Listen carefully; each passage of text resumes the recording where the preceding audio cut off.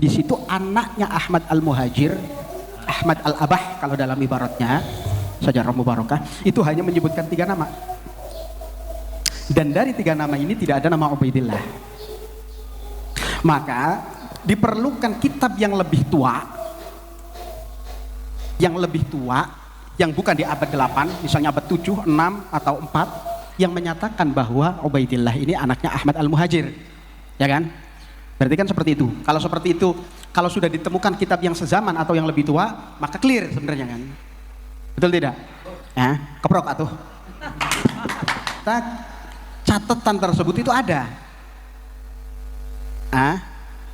Ternyata catatan tersebut ada di abad 4, abad 5. Ya, abad 5 dari Sayyid Hasan bin Muhammad Al-Allal Al-Husaini. Jadi bukan Ba'alawi ini, Alal. Ya. Ini ditemukan sebuah, ini manuskripnya ada ini. Ini saya silahkan Kiai Maimun terus, sebab beliau mungkin muhibbin. Sekarang versi PWI-nya. Nah iya. Versi netral nih kalau. Versi netral. Piro-piro kitab nasab. Oh, kemudian ini nanti minal qarnil khamis ila qarni tasi. Kemudian ada lagi Ba'alawi qaumun fil Yaman min dzurriyyati Alawi. Benar apa yang dikatakan tadi Gus Maimun?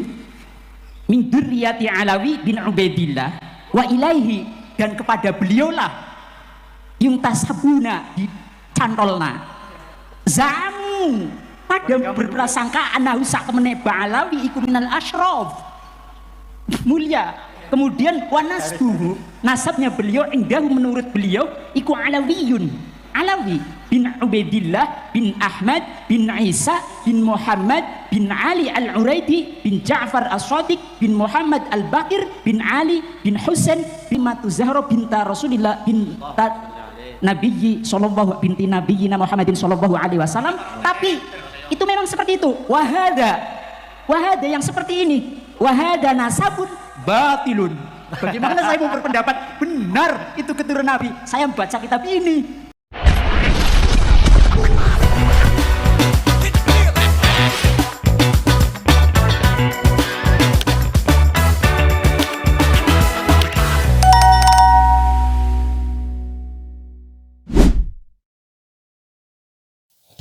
Assalamualaikum warahmatullahi wabarakatuh, sahabat yang dirahmati Allah. Ketemu kembali dengan channel ini, semoga para sahabat dalam kondisi sehat walafiat ya, dan tentunya masih dalam lindungan yang Maha Kuasa. Satu cuplikan video barusan itu sangat menarik sekali, tetapi jangan sampai kita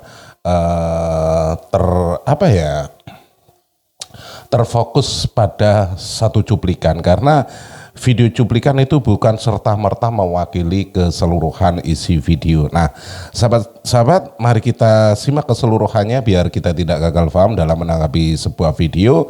Alangkah baiknya kita menonton atau menyimaknya dari awal sampai akhir ya. Dan seperti biasa, di akhir video nanti kita akan koreksi video ini. Dan siapa tahu ada sahabat yang lebih paham tentang video ini ya. Mari kita simak keseluruhannya. Tetapi sebelum lanjut, buat para sahabat yang belum subscribe channel ini, jangan lupa dukung channel ini dengan cara di like, di share, dan subscribe-nya, tombol loncengnya juga diaktifkan. Biar apa? Biar Anda tidak ketinggalan kabar info terbaru dari channel ini. Monggo disimak videonya. Ini dia, silahkan. Ini kajiannya murni kajian ilmiah. Tidak ada. Ini Basul Masel terunik yang pernah saya temui seumur hidup. Benar-benar satu pemikiran. Bagaimana perspektif fikih dalam menentukan sebuah nasab? Monggo. Monggo. Bebas berpendapat, Pak. Assalamualaikum warahmatullahi wabarakatuh. Waalaikumsalam. Dari mana? Saya dari PRNU Glonggong. Ya. Oh, nggih, monggo. Glonggong. Artinya untuk ranting dari Glonggong, artinya menyetujui apa saja nanti yang disepakati oleh Musyawirin. Oh, nggih. Gitu. Karena saya khawatir barangkali salah menyampaikan hal-hal yang penasaban, karena bukan ahlinya. Terima kasih, Tad. Lindunnya monggo.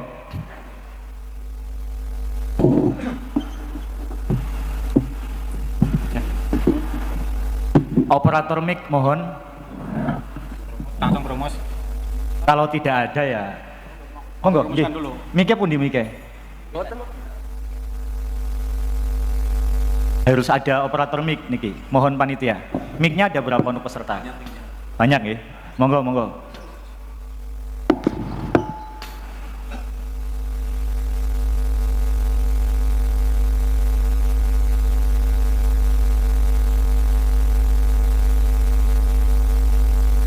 Ini Basul Masail paling ajaib. Anak cepet. Bagaimana cara menentukan sebuah nasab? Perspektif fikih.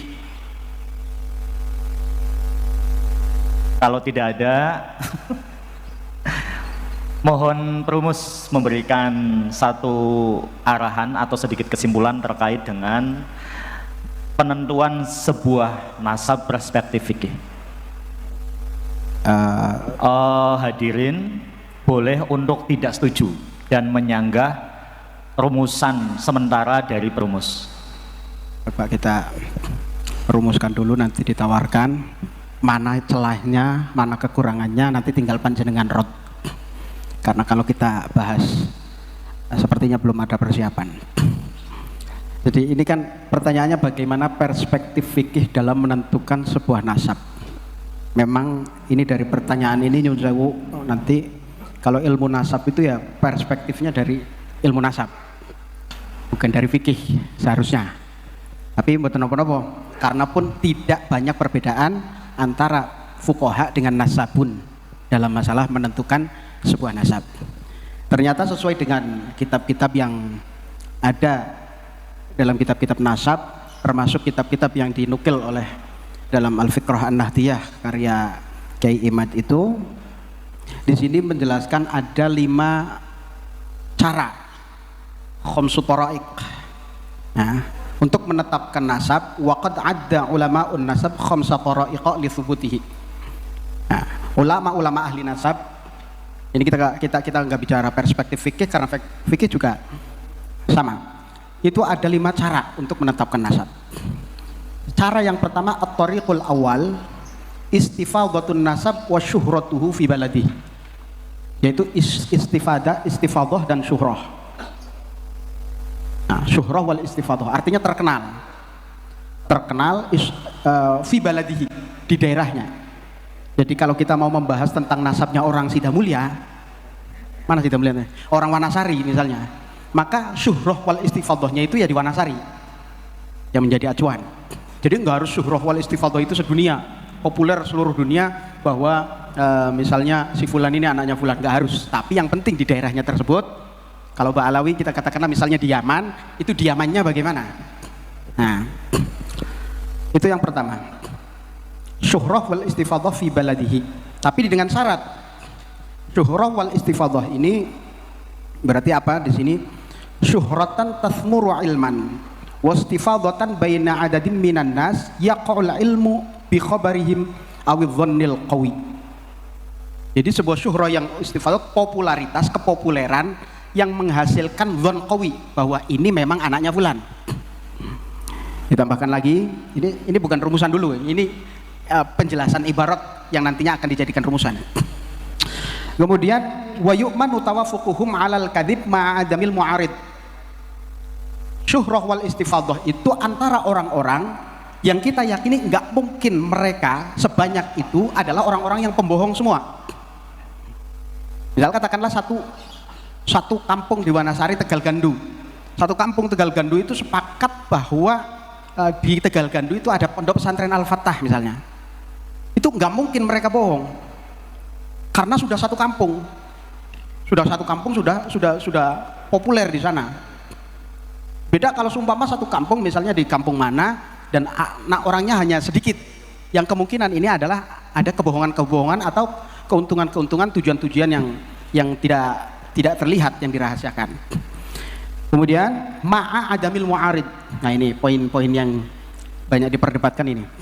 Dikatakan syuhrah wal istifadah sebuah nasab itu dengan catatan adamul mu'arid, tidak ada yang menentang. Tidak ada yang menentang, artinya kalau syuhrohnya pada zaman itu, di zaman itu tidak ada yang menentang. Nah, tidak ada yang menentang bahwa ini bukan anaknya fulan. Atau lebih-lebih kalau kita khususkan nanti dalam pembahasan anak-anaknya Ubaidillah itu, Alwi itu ditentang nggak sama Jadid, sama misalnya anak-anaknya Alwi yang lain. Nah, keluarganya lah terutama. Karena logikanya begini, saya pahami dari sini, logikanya begini. Kalau misal kita katakanlah Kiai Toha ini, Kiai Toha punya bapak namanya Fulan. Kemudian misalnya Mas Ade ngaku-ngaku sebagai adiknya Kiai Toha. Kira-kira orang yang pertama akan menentang itu Kiai Toha apa orang lain? Mestinya keluarganya dulu. Nah, Mu'arid ini dari keluarga dulu. Orang lain pun akan klarifikasi ke Kiai Toha, betul nggak ini Pak Ade ini adiknya jenengan? Nah, maka adamul mu'arid ini salah satu syarat. Syuhra wal istifadhah dengan syarat adamul mu'arid. Tapi kalau populer di sekitar Tegal Gandu ini ternyata ada mu'arid. Oh bukan, dia bukan anaknya si fulan, bukan adiknya Kiai Toha. Nah ini maka akan jadi pertimbangan lagi. Bukan berarti batal, akan jadi pertimbangan lagi. Ini syarat yang pertama. Saya skip aja, ini penjelasannya terlalu panjang. Kemudian syarat yang kedua, bukan syarat yang kedua, cara yang kedua. Cara yang kedua, ini hanya salah satu cara. At-tariqu tsani kutubun nasabin al-abdal. Al-ulama istiqatil muhaqqiqin al-athbat. Allati lam talhaqha aidil hawah al-abithin wad-du'afa il-matrukin wal-widha'il kadzabin. La siyama in kanat masyhurah muntasyirah. Yang kedua adalah catatan atau kitab-kitab pakar nasab. An-nasabin artinya pakar nasab yang al-abdal. Bukan hanya sekedar pakar nasab saja, tapi al-abdal. Al-abdal itu artinya turun-temurun. Nah, ilmu nasab itu dia turun-temurun, tabadul. Kutubun nasabin al-abdal al-ulama istiqat, orang-orang yang bisa dipercaya, yang tidak ada tujuan tendensius atau tujuan-tujuan politis misalnya, atau tujuan-tujuan yang dirahasiakan. Wa angqal at-tariqu tsalits. Cara yang ketiga untuk menentukan nasab adalah qiyamul bayyinah asy-syar'iyyah, yaitu saksi-saksi yang legal menurut syariat. Saksi yang bagaimana? Hiya asyhadatu wal bayyinah hiya syahadatu fayashhadu rajulani adlani ma'rufani bi'adalatihima ala sidqid da'wa, yaitu minimal 2 orang laki-laki yang bisa dipercaya yang bersaksi bahwa fulan adalah anaknya fulan. Ini ketika diperlukan tentunya. Karena misalnya begini, misalnya kita katakan Kang Toha ini anaknya bapaknya. Ada nggak saksi bahwa Kang Toha ini ada anaknya bapaknya? Kan mestinya nggak ada. Nah, kalau kita katakan paling adanya akte, catatan. Ada nggak saksinya? Nah, mestinya kalau orang melahirkan itu nggak, kenapa harus ada saksi? Itu ketika ada tanazu'. Artinya begini, kalau orang kok nasabnya itu ada saksinya, berarti ada masalah. Nasabnya ada saksinya, berarti ada masalah. Masalah apa? Kenapa kok ada saksi? Berarti sebelumnya ada penafian. Kalau nggak ada yang menafikan, ngapain repot-repot mengadakan saksi? Berarti ini ada masalah. Nah, tapi tetap ini persaksian ini adalah salah satu sebagai unsur atau cara untuk menentukan nasab. Kemudian yang keempat, anta atarifal qabilatu wa tuqirra, pengakuan dari sebuah kelompok qabilah, sebuah fam, sebuah qabilah, sebuah keluarga lah. Li fardin au jama'atin. Ini bukan qabail bukan qabail dukun bayi. Li fardin au jama'atin bisidqin nasab wa sihhatihi, bahwa nasabnya dia itu tersambung kepada seseorang. Ini ada pengakuan dari qabilah tertentu. Itu cukup satu qabilah saja. Cukup satu qabilah. Qabilatin. Nah. Kemudian yang kelima, an ya'tarifa rajulun aqilun wa yaqirra anna fulan yakunu ibnahu. Cara yang kelima adalah pengakuan dari seorang laki-laki yang berakal, yang mengakui bahwa si fulan adalah anaknya. Maka kita dapat simpulkan dari pertanyaan ini, coba kita tawarkan rumusannya berdasarkan ibarat ini. Bagaimana perspektif fikih dalam menentukan sebuah nasab? Jawaban, menentukan nasab bisa ditentukan dengan salah satu dari 5 cara. Yang pertama, syuhrah wal istifadhah, populer. Yang kedua, catatan ahli nasab, kutubun nasabin, catatan ahli nasab yang terpercaya. Yang ketiga, qiyamul bayyinah, adanya saksi bahwa si fulan anaknya fulan, 2 orang saksi. Yang keempat, adanya pengakuan dari qabilah, dari keluarga, dari keluarganya. Kelima, adanya pengakuan dari seorang laki-laki yang berakal dalam konteks tertentu ini. Monggo nanti ini rumusan sementara, kira-kira ada celahnya di mana, panjenengan tinggal sikapi saja untuk nantinya menghasilkan rumusan yang benar. Jadi kita memang diskusi ini betul-betul murni berdasarkan data ya, berdasarkan, jangan ada tendensius ini mukimat atau mukibin. Kita di sini untuk betul-betul ilmiah ya. Itu panjenengan coba kritisi ibarat yang tadi saya baca dengan kesimpulan rumusan, kira-kira yang celahnya di mana. Kalau tidak ditemukan celah, maka itu jadikan rumusan nanti ditasheh untuk rekomendasi hasil bahasul masail. Baik, izin kami simpulkan. Untuk pertanyaan pertama, bagaimana perspektif fikih dalam menentukan sebuah nasab seseorang?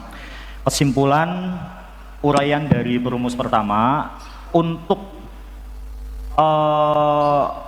nasab bisa ditentukan dengan 1 dari 5 cara. Salah satunya saja bisa nggak? Salah satunya saja bisa. Nggih, 1 dari 5 cara. Pertama adalah syuhrah wal istifadah fil balad.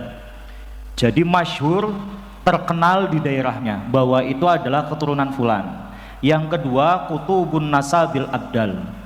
Terdapat kitab dari pakar nasab, atau bahasa viralnya kitab sezaman, turun temurun. Yang ketiga, adanya qiyamul bayyinah asyahadah, saksi yang terpercaya, saksi yang otoritatif bahwa si fulan adalah anaknya fulan. Yang keempat, bisa ditetapkan nasab jika anta tarifal qabilah, pengakuan dari sebuah klan, sebuah kelompok. Dan yang terakhir, nasab seseorang bisa ditetapkan jika ada pengakuan dari rojulun adilun, pengakuan dari pihak keluarga. Itu yang bisa kami tangkap. Monggo panjenengan kritisi satu persatu nopo, monggo barangkali ada yang ingin panjenengan tanyakan, kejanggalan unek-unek disampaikan mawon. Niki forumnya bebas nih, monggo. Nggih, mic-nya mohon Bapak. Nggih, mic-nya mohon Pak.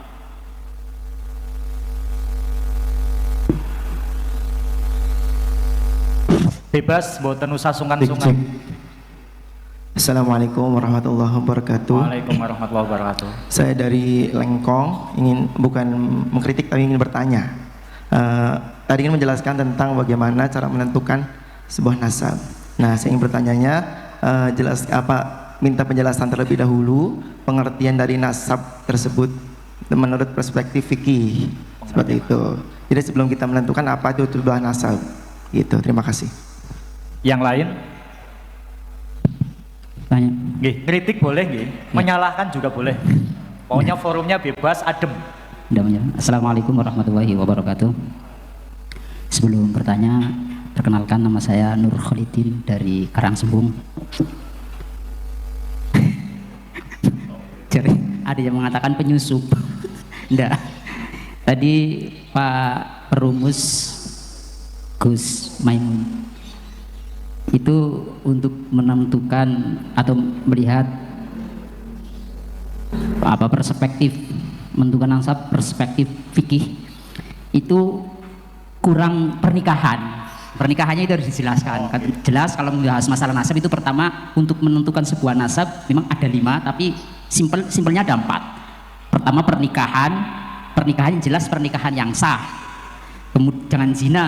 Itu kalau menentukan nasab, sebab kalau untuk menentukan sebuah nasab kemudian tidak melalui pernikahan yang sah, itu nanti namanya nasab biologis. Kudu misalnya adalah seorang rajulun ngumpuli seorang istri atau seorang wanita, itu tanpa pernikahan yang sah itu tidak boleh nasabnya rajul itu. Makanya harus pertama untuk menentukan sebuah nasab ya pernikahan yang sah, meskipun maklum loh, itu harus tetap jelaskan. Kemudian sudah dijelaskan tadi masalah pengakuan ikrar ya sudah. Nah, kalau ada masalah kayak misalnya kaitannya dengan Ba'alawi seperti ini, kenapa tadi untuk menentukan sebuah nasab dalam bahasa Qiyafah tes DNA itu nggak disampaikan?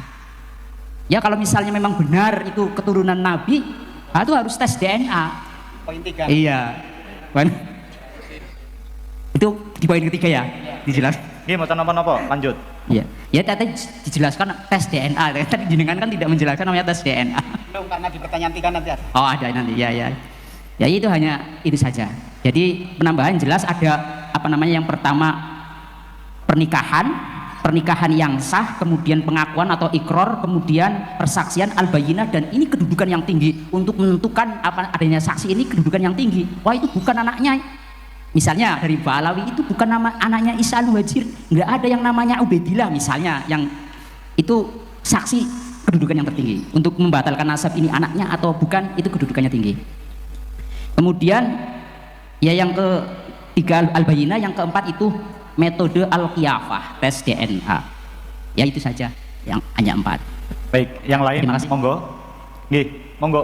Punten mikir Pak. Cek. Assalamualaikum warahmatullahi wabarakatuh. Perkenalkan dari Sita Mulia Gus. Pondok apa namanya? Pondok Al Husna Sita Mulia. Mohon maaf kepada semua musyafir dan hadirin. Saya hanya menyampaikan saja sesuai yang disampaikan oleh Gus Maimun. Jadi tadi yang dibantah oleh rekan dari Lekong sebetulnya memang belum masuk ke ranah SDN nggih. Ya, tadi saya menunggu sebetulnya dari 4 atau 5 poin syarat atau cara untuk menentukan nasab seseorang itu. Tadi kan sudah disampaikan sama Gus Maimun. Monggo satu persatu syarat itu barangkali ada celah untuk bisa didiskusikan, kita ranahnya ke situ dulu. Jadi dari 4 syarat, kalau mungkin 4 syarat itu ternyata tidak ada celah untuk didiskusikan atau tidak ada yang menentang, nah, kenapa kita harus membahas tentang nasab dengan cara tes DNA? Yang 4 ini dibahas dulu, karena ini namanya bahasul masail, harusnya satu-satu jangan langsung ke meloncat. Itu saja. Jadi kami dari Sita Mulia juga menunggu hasil bahasul masail ini, terutama yang tadi disampaikan oleh Gus Maimun. 4 cara itu monggo diambil, didiskusikan, barangkali ada celahnya. Terima kasih. Assalamualaikum warahmatullahi wabarakatuh. Waalaikumsalam warahmatullahi wabarakatuh. Baik, kami cukupkan dulu untuk termin pertama, nanti yang lain boleh bertanya bebas, seberapa banyak pun bebas. Pertanyaan pertama, sebelum membahas tentang metode atau cara menetapkan nasab seseorang, dari Lengkong ini mempertanyakan, nasab itu apa sih? Kok bahas nasab? Nasab sendiri apa? Sementara yang berada yang kita rasakan setiap hari adalah nasib ya, bukan nasab. Barangkali satu dulu diuraikan, monggo. Betul Sun. Ini bahasa masailnya luar biasa ya. Bahkan ada santri berani menambahi kiainya, luar biasa. Jadi, kalau kita mau bicara nasab, nasab itu bisa dikatakan adalah garis keturunan dari jalur ayah, nah, dari jalur bapak, itu yang namanya nasab. Dan saya pikir untuk menyingkat waktu kita tidak usah kemana-mana, karena cara menentukan nasab ini jelas sudah, ya tadi sudah dibacakan ibaratnya, mau kita iskali tidak akan bisa. Kalau caranya sebab ibaratnya sudah jelas, Toraik ada yang mengatakan jaraknya ada 4, ada yang mengatakan jaraknya ada 5, ada yang mengatakan jaraknya ada 3, tapi intinya nanti sama. Yang 3 itu yang menjadi 5, yang 4 itu yang menjadi 5, yang 5 yang menjadi 3, intinya sama di dalam cara menentukan nasab. Jadi kalau menurut kami, rumusan yang tadi sudah disampaikan oleh Kiai Maimun itu sudah tepat untuk menjawab bagaimana cara menentukan nasab, sehingga kita bisa menginjak pada pertanyaan selanjutnya, karena waktunya ini sudah jenengan ya, buru-buru sekali Kiai. betul, kasihan pada panitianya ini. Kalau hanya selesai pada cara menentukan nasab, saya pikir tidak perlu dibahsul masailkan. Kalau hanya pada bagaimanakah cara menentukan nasab pernikahan, jelas. Bagaimana bisa ada nasab kalau tidak ada pernikahan? Nih kan, jelas kan seperti itu. Kemudian adanya pengakuan. Ya memang pengakuan itu diakui. Dan ini bisa menentukan seseorang asalkan tidak ada mu'arid, tidak ada yang menentang pengakuan tersebut. Baru ketika ada penentangan nanti muncullah al-bayinah, kesaksian. Ya kan ngoten. Jadi saya pikir bisa dicukupkan demikian saja ya. Bagaimana cara menentukan nasab yang seperti tadi yang sudah dirumuskan oleh Kiai Maimun. Ngoten mawon. Satu lagi yang tersisa, Gus. Kenapa tes DNA tidak dimasukkan dalam salah satu cara menentukan nasab seseorang? Jadi kenapa tes DNA tidak dimasukkan? Sebenarnya ini nanti ada ya. Nanti ada di nomor 3. Ini kita membahas yang muttafaqun alaih saja. Oh, oke. Mohon maaf. Baik, sekedar informasi bahwa apapun yang disampaikan oleh Promus, pertanyaan panjenengan dijawab satu-satu. Panjenengan berhak untuk tidak setuju, menyanggah ataupun membantah. Bebas iki nggih, jangan sampai pulang dari sini sebenarnya ora setuju tapi mboten, enggak ada alasan iku. Monggo bebas. Baik, kami simpulkan pertanyaan pertama terkait dengan pengertian nasab. Nasab itu definisi mudahnya ya garis keturunan dari jalur ayah. Kemudian dari Karang Sembung pertanyaan terkait dengan penambahan, kok tidak memasukkan unsur pernikahan, tes DNA sebagai metode kiafah ya. Tadi sudah disampaikan bahwa tentu saja itu otomatis karena tidak mungkin seseorang intisab kepada orang lain tanpa adanya pernikahan. Kemudian untuk tes DNA kenapa tidak disebutkan dalam 5 poin yang dipaparkan tadi? Karena yang dibahas baru yang mutafakun alaih dulu. Untuk tes DNA nanti ada pembahasannya tersendiri di pertanyaan ketiga. Untuk yang ketiga, ini Sidang Mulia menginginkan harusnya 5 paparan tadi, 5 poin yang dipaparkan tadi, itu dikuliti satu persatu. Tapi dari Promus tadi menyampaikan bahwa ini kiranya penyampaian dari Gus Maimun beserta ibarat yang beliau sampaikan dirasa cukup, sehingga tidak perlu diperdebatkan lagi. Lagi pula pertanyaan pertama ini belum menyentuh substansi persoalan yang diperdebatkan. Setuju mboten? Menawi setuju, lanjut pertanyaan kedua, yaitu apakah menganggap nasab klan Ba'alawi sebagai dzurriyyah Nabi sah secara fikih? Membatalkan nasab apakah sah secara fikih? Membatalkan. Menganggap nasab, menganggap nasab Habib itu apakah sah secara fikih? Jadi niki Habib nasabe nyambung, sah boten secara fikih? Ngoten nggih? Mungkin maksudnya demikian nggih, kalau saking Promus. Harus ada Jadi, provokator, Gus. Dari tadi kurang panas soalnya. Ketika kita punya anggapan bahwa salah satu Habib atau Ba'alawi lah punya anggapan bahwa Ba'alawi itu keturunan Nabi, ini bisakah dibenarkan? Secara fikih, ini bisakah dibenarkan? Menganggap bahwa Ba'alawi itu keturunan Nabi. Nah, kalau bisa dibenarkan bagaimana? Kalau tidak bisa dibenarkan maka alasannya apa? Begitu saja. Oke, motor. Jelas nggih? Saged ditangkap nggih. Terima kasih Gus Najib yang sudah membuat adem suasana setelah sedikit saya buat panas sedikit. Monggo, apakah jika ada seseorang atau kelompok menganggap nasab Ba'alawi ini nyambung kepada Kanjeng Nabi itu dianggap sah secara fikih? Monggo, misalkan tidak bisa, menurut saya boleh, bebas.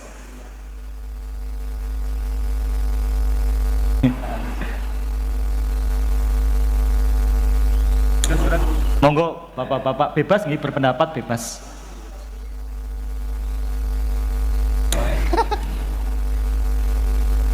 Kalau tidak ada atau sambil menunggu nanti ada pendapat ataupun sanggahan atau usulan apapun, sambil menunggu itu mohon Promus untuk berkenan memaparkan arahan jawaban sementara atau rumusan sementara dari pertanyaan kedua. Monggo.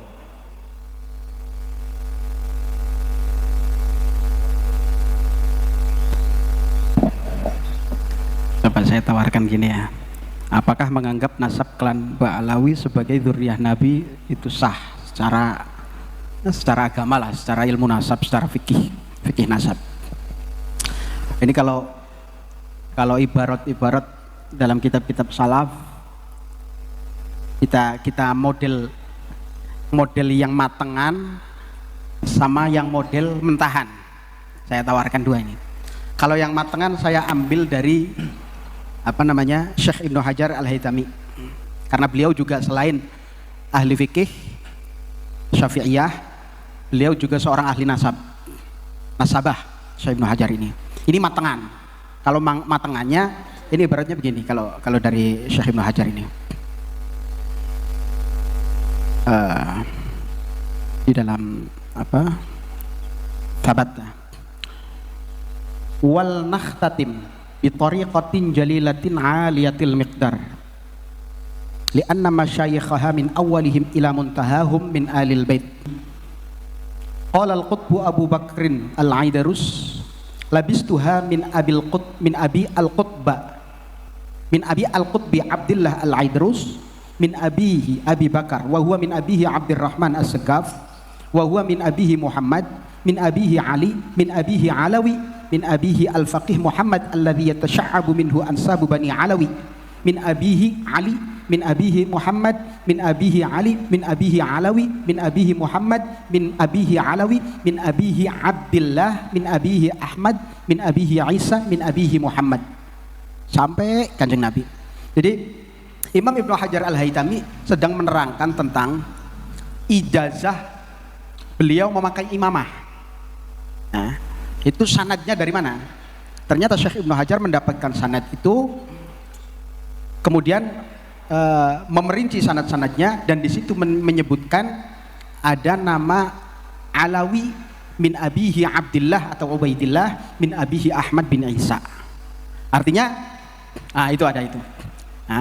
Itu dalam sahabat ya. Sahabat itu berarti ijazah sanad-sanadan gitu, kayak semacam nama-nama pimpinan. Itu. Ini Ibnu Hajar Al-Haytami. Ini matengannya. Kalau kita ikut pada Syekh Ibnu Hajar Al-Haytami, maka nasab Bani Alawi ini sah. Kalau ikut pada pendapat Syekh Ibnu Hajar Al-Haytami. Oke, ini matengan. Mentahannya begini. Mu'aradah atau pertentangan yang terjadi tentang nasab Ba'alawi ini disampaikan oleh ulama-ulama kekinian mu'asyirah, itu difokuskan pada dua hal, yaitu tidak adanya kitab sezaman dan tidak adanya tes DNA, ya kan? Ini fokusnya pada tidak ada kitab sezaman. Sebab seperti ini yang menjadi masalah, menurutnya yang menjadi masalah, kita tadi katakan bahwa nasab itu bisa ditetapkan dengan syuhrah wal istifadah, dengan syarat tidak ada mu'arid. Ternyata menurut salah satu ulama di Indonesia ada mu'aridnya, sehingga syuhrah wal istifadah ini bisa dibatalkan. Apa mu'aridnya? Mu'aridnya adalah kitab yang ditemukan pada abad 8. Ya, yaitu Syajarah Mubarakah. Di dalam Syajarah Mubarakah, Al-Fakhrur Razi ini masih dipertentangkan juga. Ini Syajarah Mubarakah ini karyanya Al-Fakhrur Razi apa bukan? Apa Bahrul Ansab? Ini sebenarnya banyak nanti pertimbangan tentang masalah ini kalau kita buka. Tapi simpelnya saja langsung pada poin. Ya. Di dalam kitab Syajarah Mubarakah ternyata menggunakan adat hasr. Di situ anaknya Ahmad Al-Muhajir, Ahmad Al-Abah kalau dalam ibaratnya Syajarah Mubarakah itu hanya menyebutkan 3 nama. Dan dari 3 nama ini tidak ada nama Ubaidillah. Maka diperlukan kitab yang lebih tua, yang bukan di abad 8, misalnya abad 7, 6, atau 4, yang menyatakan bahwa Ubaidillah ini anaknya Ahmad Al-Muhajir, ya kan? Berarti kan seperti itu. Kalau seperti itu, kalau sudah ditemukan kitab yang sezaman atau yang lebih tua, maka clear sebenarnya kan? Betul tidak? Keprok atuh. Nah, saya nggak pakai bahasa smooth ya. Ternyata catatan tersebut itu ada. Ternyata catatan tersebut ada di abad 4, abad 5. abad 5. Ya, abad 5 dari Sayyid Hasan bin Muhammad Al-Allal Al-Husaini. Jadi bukan Ba'alawi ini, Alal. Ya. Ini ditemukan sebuah, ini manuskripnya ada ini. Ini saya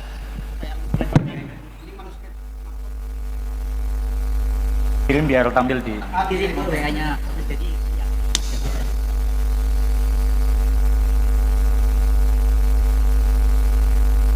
Ya Allah, udah dicatat.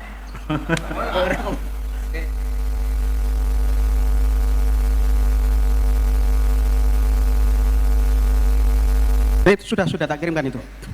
Foto itu, screenshot. Itu manuskripnya itu. Nah, manuskrip itu kan tulisannya kalau panjenengan baca itu pasti mumet. Nah, Tantangan zaman dulu. karena tulisan tangan zaman dulu susah. Tapi di sini sudah dibantu dituliskan. Di sini tulisan manuskrip tersebut haddatsana Al Hasan bin Muhammad Al-Allal.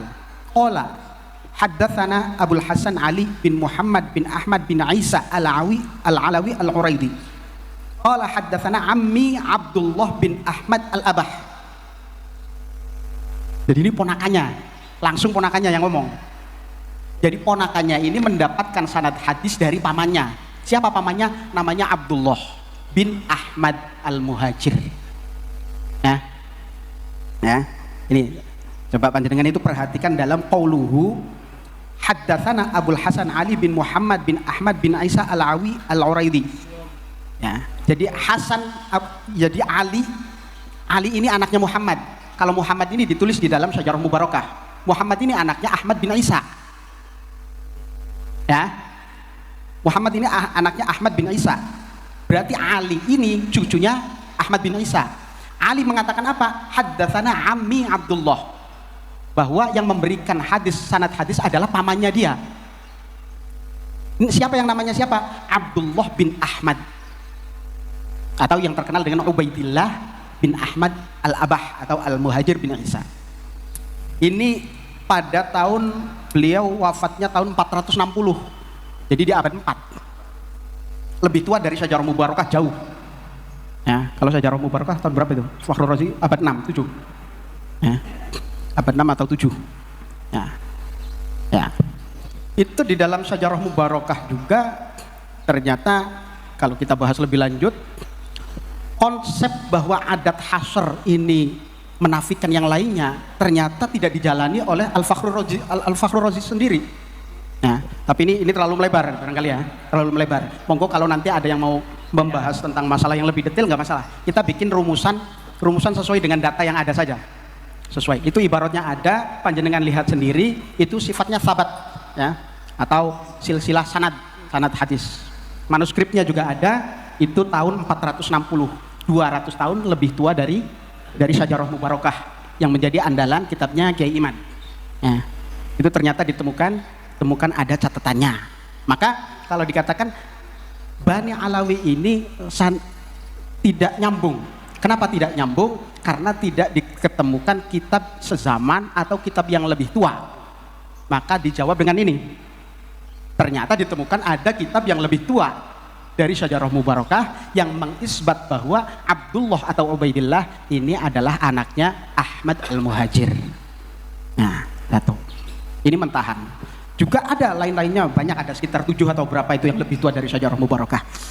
Kemudian yang kedua, apa sih yang menjadi persoalan kenapa Bani Alawi ini dianggap putus?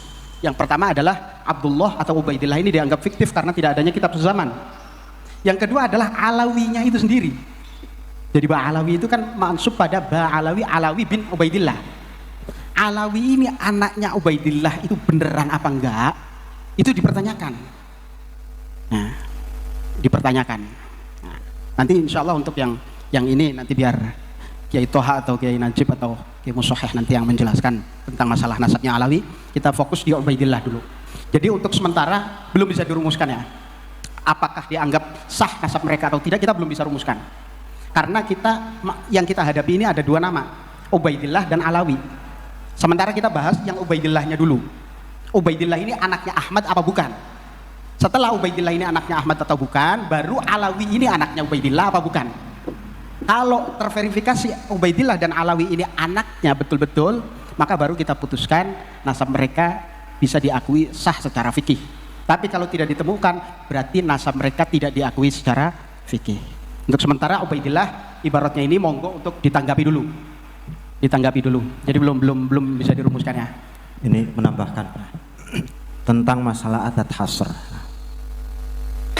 Saya pikir adat hasr itu akan mempunyai faedah benar-benar hasr itu kalau di dalam Al-Quran atau hadis.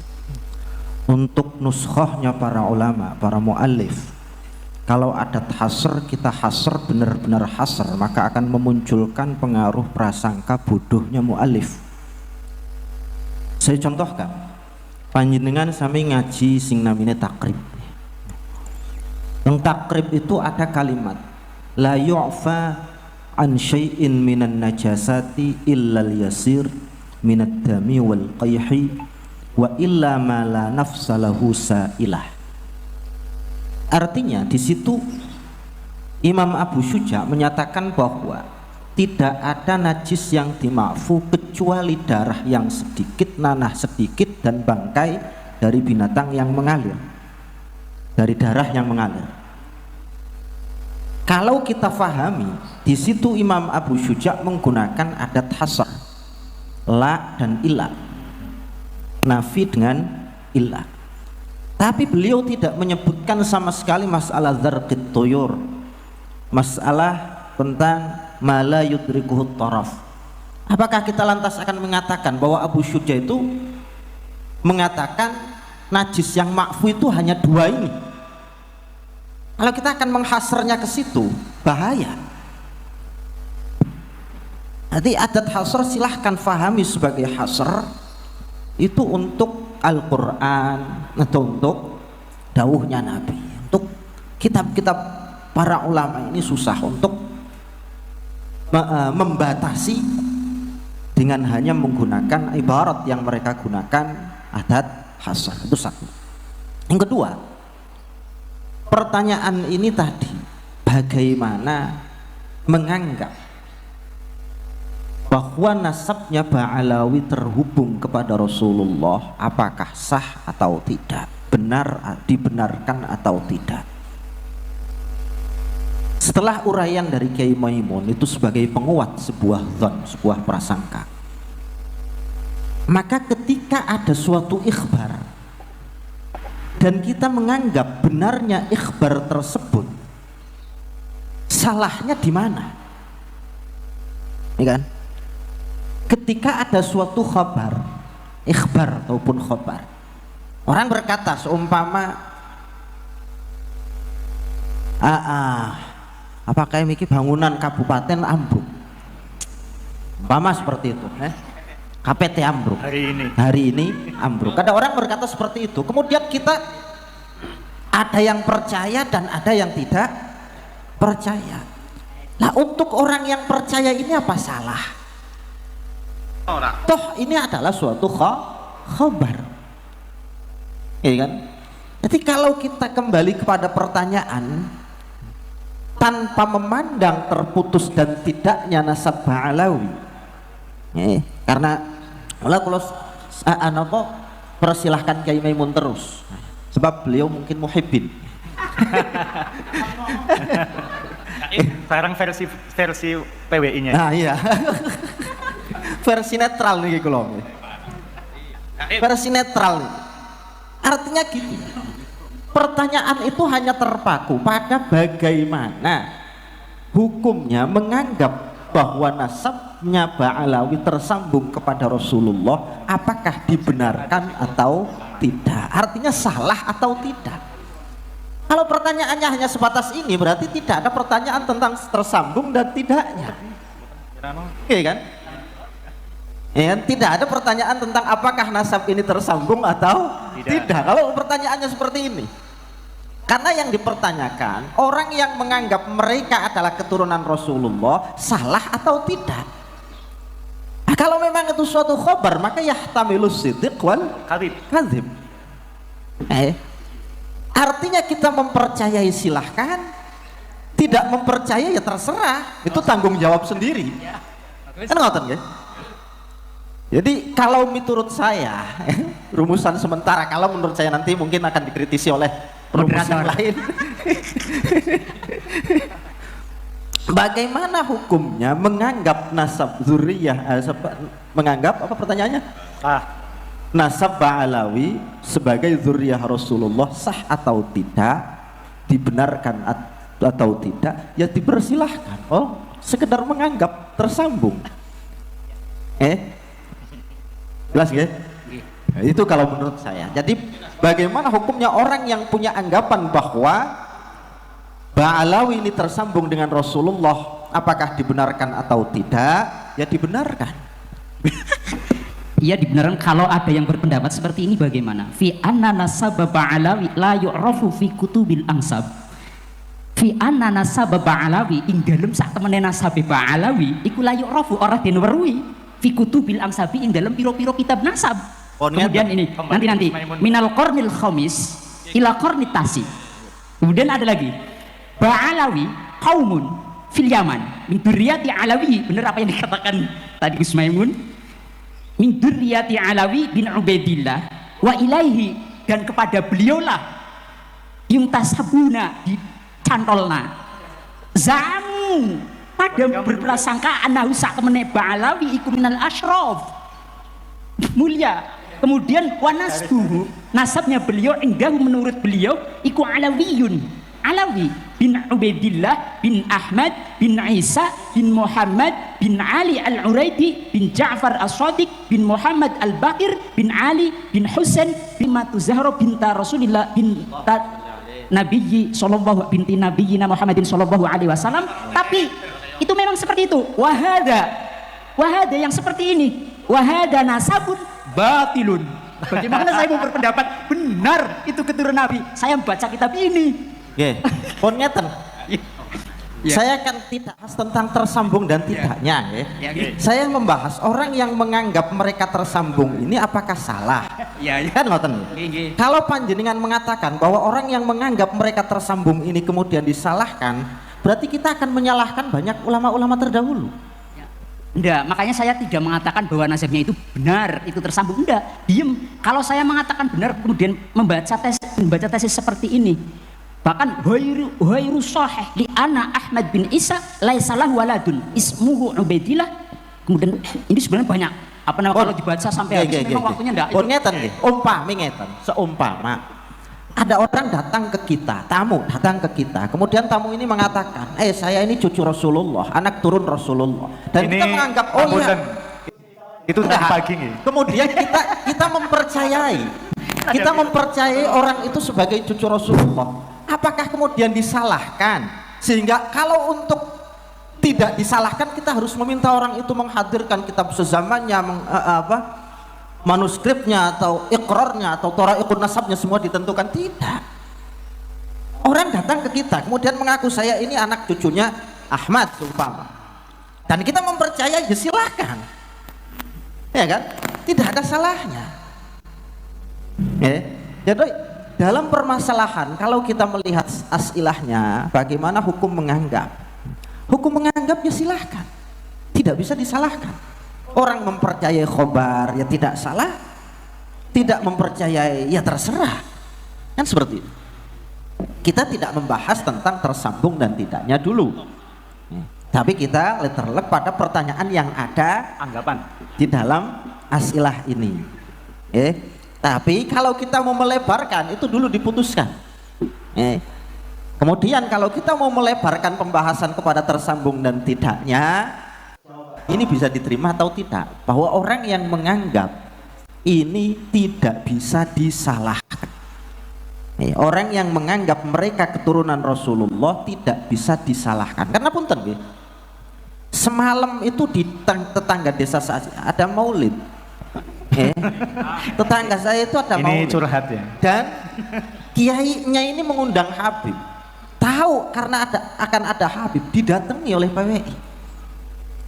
Mereka itu menyalahkan orang yang menganggap bahwa Habib adalah keturunan Rasulullah, berarti memaksakan. Jelas? Ya, dalam hal ini saya ingin menggarisbawahi itu dulu. tidak bisa disalahkan orang yang menganggap bahwa para habaib adalah keturunan Rasulullah.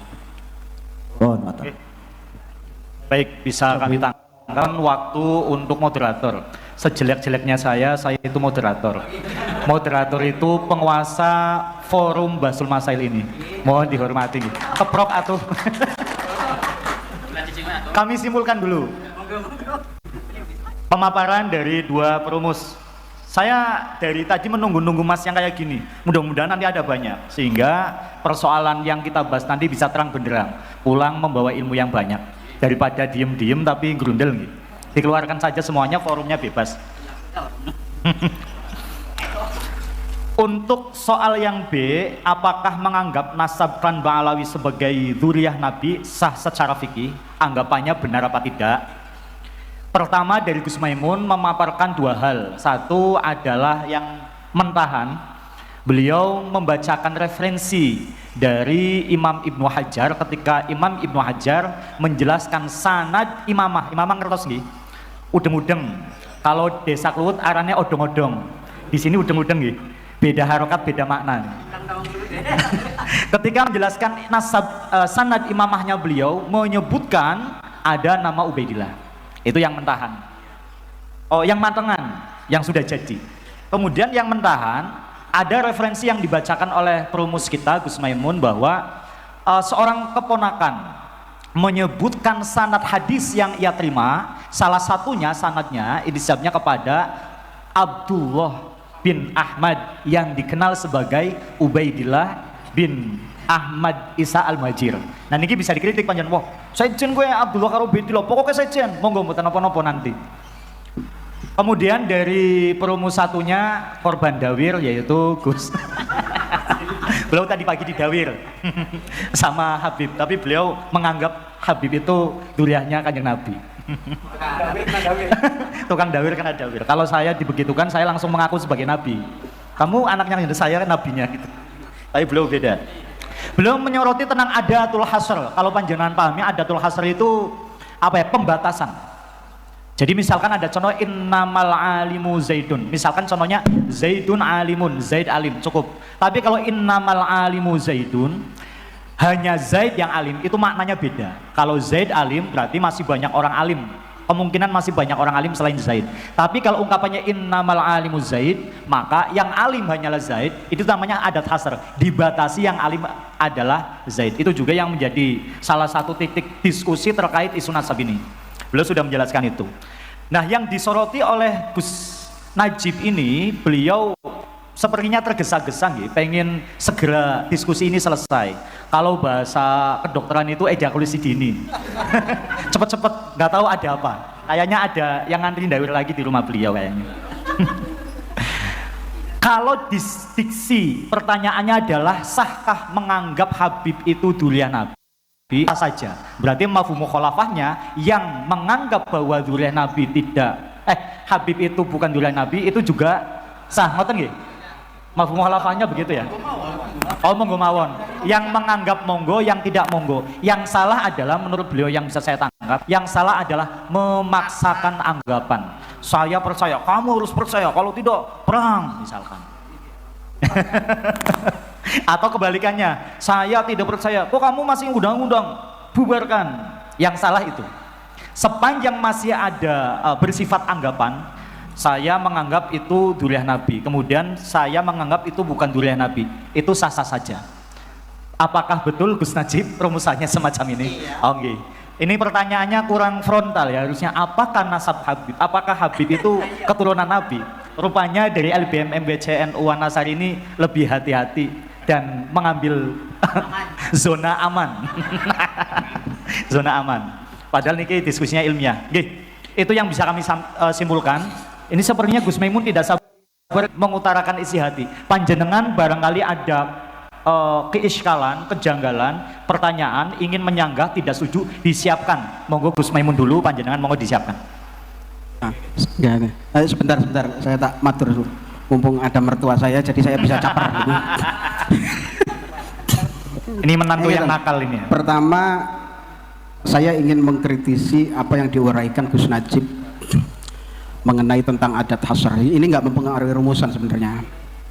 Bahwa pembanding yang disampaikan oleh Gus mengenai adat hasr itu terjadi dalam kutubul fuqaha. Sedangkan dalam kutubun nasabin, kitab-kitab nasab itu mempunyai satu semacam ADART, kode etik.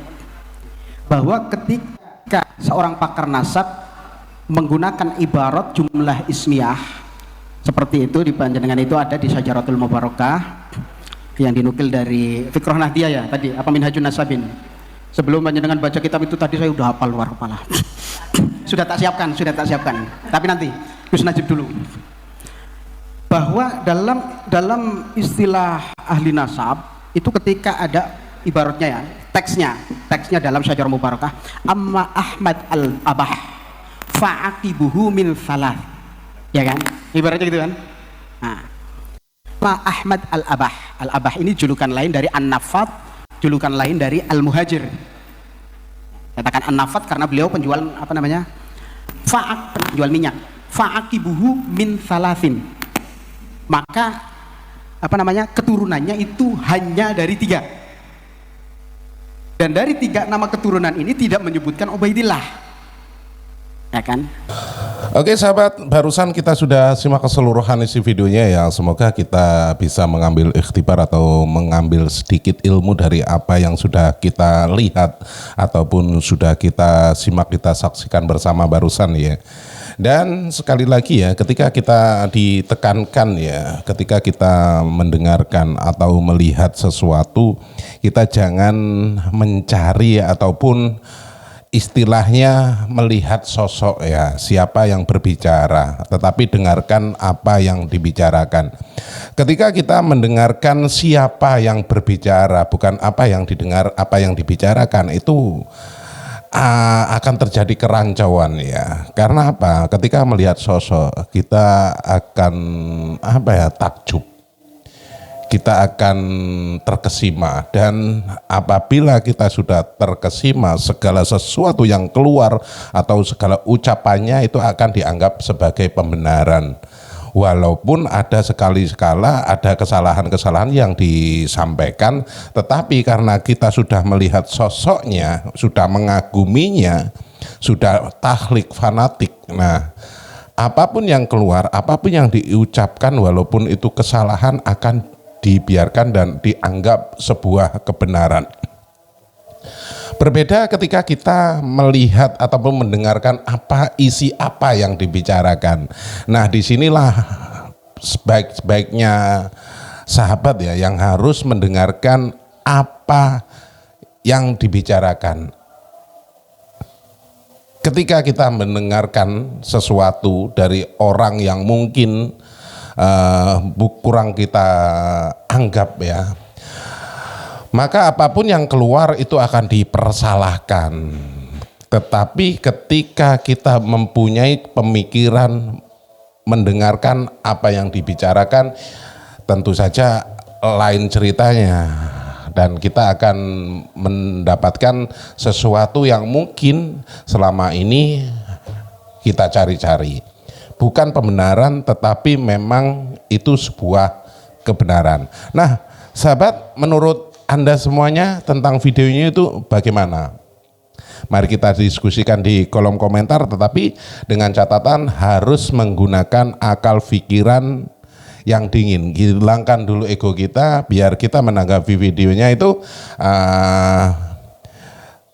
santai, berdiskusi secara santai, dan tentunya dengan dada ataupun pikiran yang tidak konslet. Terima kasih dulu. Mungkin ada sesuatu yang kurang ataupun ada kesalahan, disengaja ataupun tidak, saya mereaksi video ini, izinkan sekali lagi saya mohon maaf yang tak terhingga. Akhirul kata, wabillahi taufiq wal hidayah. Wassalamualaikum warahmatullahi wabarakatuh.